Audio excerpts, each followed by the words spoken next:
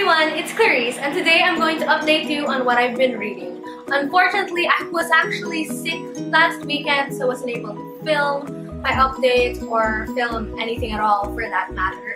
But that's okay because I didn't get anything read the week before that anyway. This week I finished reading a few comics, though I did read a few other things, just that comics are only things I actually finished reading. The first of those comics was Batman Volume 3, Death of the Family, written by Scott Snyder with art by Greg Capullo.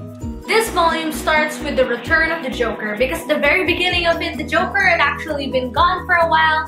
You know, he was locked up, they took his face from him and everything, but then at the start of this volume, the Joker has stolen his face back, you know, kind of pinned it back on his head, and now things are all good. And he's come back for Batman, but not only Batman, but the entire Batman family, if you will, including but not limited to Robin, Batgirl, and Nightwing. The Joker, as expected, was extremely twisted. Nobody knows what the hell is going on in Joker's mind, and even though it's really creepy, it makes for a really interesting story. And this is so good. I've heard really good things about Scott Snyder's current run on Batman, and I really look forward to reading more of his run sometime soon, hopefully, because this was amazing. Next, I read Sex Criminals Volumes 1 and 2. I actually read both of them yesterday because I started reading and I could not stop. It's kind of a weird title, and the concept and premise is also really weird. It actually starts with this woman who, as a little girl, found out that when she orgasmed, the time stopped.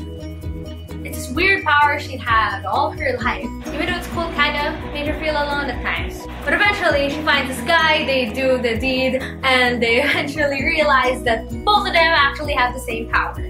And it kind of just goes off from there. It's actually really cool how they kind of built from that concept to create all these other weird concepts. Of course, as you can expect because of the title, there's definitely some graphic content in here.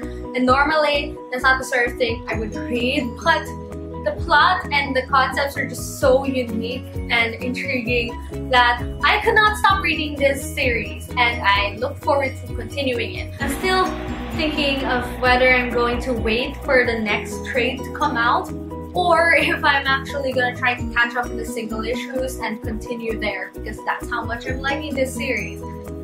I don't know, maybe it reads better in trade though, so we'll see, I'll think about it. Lastly, this morning actually, I finished reading The Wake, also by Scott Snyder. I just realized that now. I've been reading a lot of Scott Snyder this week. I've never watched Aliens, the movie, but I've heard this series being described as like aliens but underwater. But basically it starts with a crew of scientists and scholars that were sent underwater to research on something, and it deals with these really creepy humanoid-ish underwater creatures, you know, end of the world, that sort of thing. I decided to read this week because it's October, you know, Halloween month, and this is classified as horror, so why not? And I actually went into this with really high expectations. But generally, I really liked it at first, but it kind of just went downhill from there, especially the ending. The ending was kind of disappointing. It's like there's all the suspense and the story just built up to nothing. You know, bad endings can kind of ruin most stories for me, so it's kind of a shame. I still like Scott Snyder's writing quite a bit, and I actually really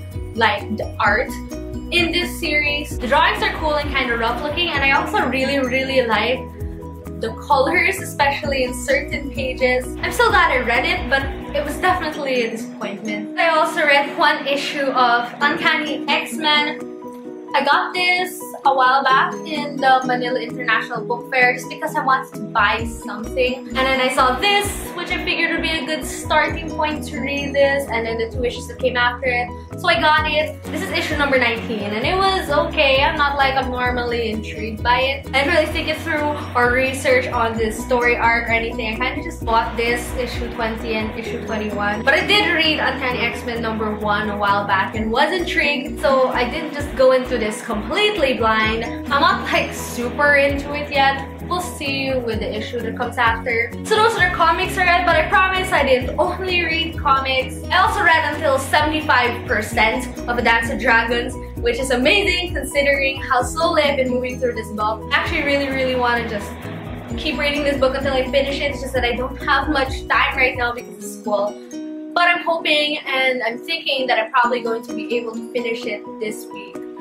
so we'll see. I also started listening to / reading Nosferatu by Joe Hill. Again, it's October, it's a horror book, I thought why not. Actually, I don't want to talk about the plot of this because I went into it knowing nothing, and I'm only about 16% through it right now. But for the first 15%, a lot of it didn't actually make sense to me yet. It was getting me really curious, but I couldn't really see the connection between the parts yet. And then right at the point where I stopped listening was the point where stuff started to get explained. So right now I'm in a place wherein a bunch of my initial questions have just been answered, but have also been replaced by a bunch of new questions, which is awesome. I'm reading this partially because, again, it's October, why not read a horror book?